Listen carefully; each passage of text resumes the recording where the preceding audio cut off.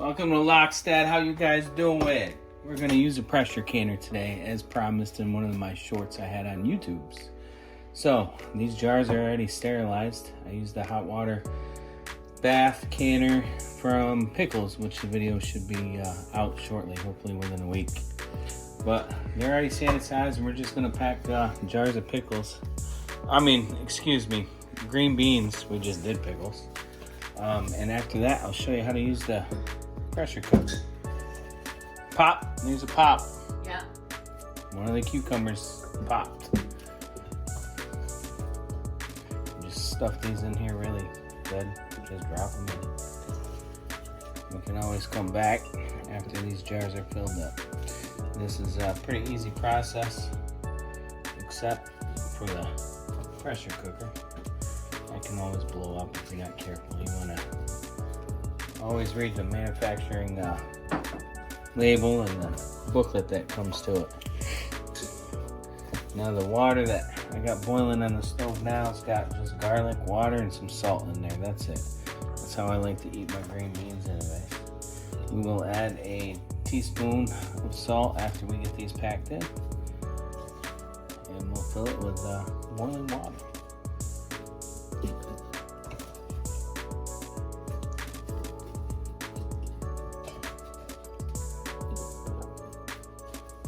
This longest part right here.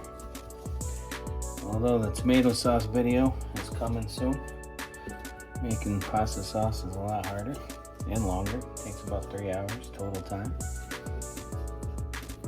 Alright, I'll come back to you when these are all filled up.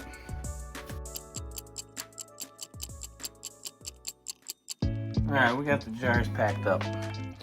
Now we're just adding boiling water and some garlic to it. Garlic is actually in the water.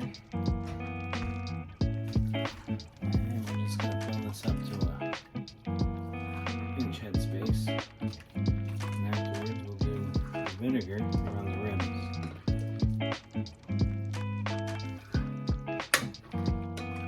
Usually do pints.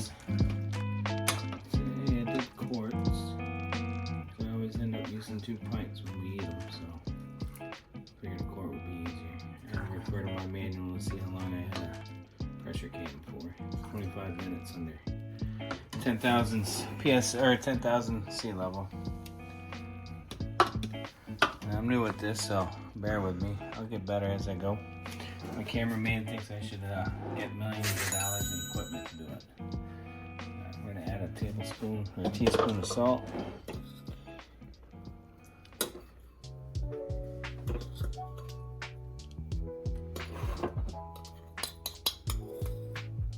This is just pink Himalayan salt. So now we're gonna go ahead and come over here.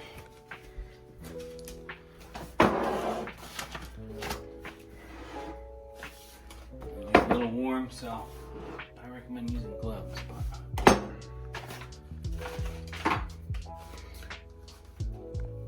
All right, now I had to stop and get the vinegar.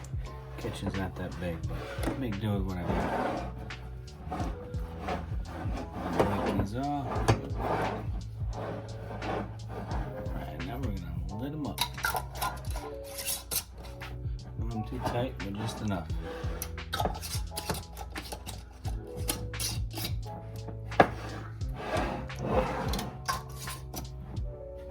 Alright, now we're just gonna set them right in here.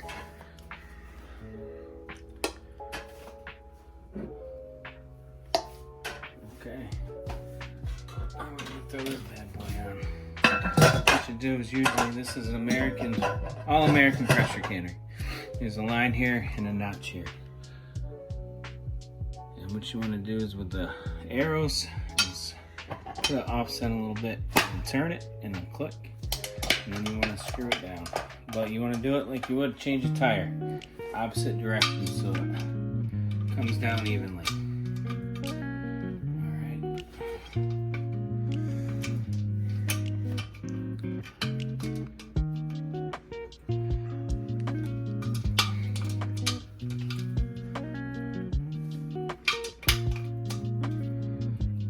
Go through and tighten them.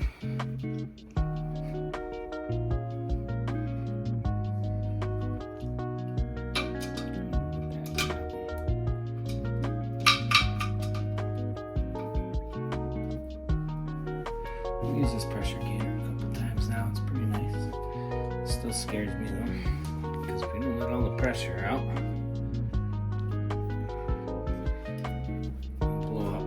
My mom had a friend that used one and took half her face off. So, from there, we're going to turn the heat on, and we're going to let the pressure build up. And instead of waiting the 20-30 minutes it takes to do that, I'll bring it back when we're ready. Alright, so we got this steaming pretty good. It's nice and warm, you can't see it of course. So this time we're going to put our 10-pound weight on. There's no pressure in there yet. Here's the weight. It's got different slots. 10, 15, 5. We're going with 10. And we're going to go for 10 pounds of pressure on the gauge. But if the gauge ever fails, I'll bring it back when it brings it up. This is going to rattle. It's a nice little rattle. So we'll give it some time and we'll be back. Alright, that's the sound that you want to hear.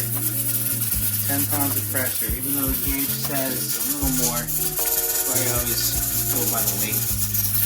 But we're going to do this for 25 minutes.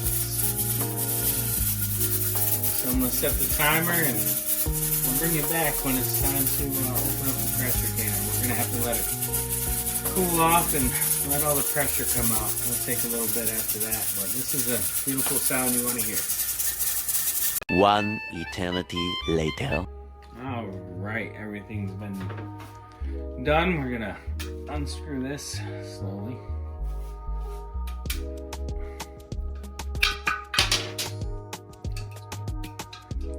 That's real good. My knob came off. That was funny, I thought. It always makes me nervous doing this, even though it says no pressure. You just don't know.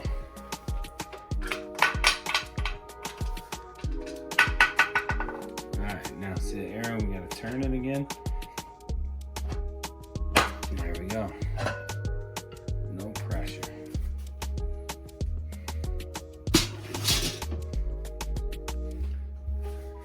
Now we're just gonna take these out.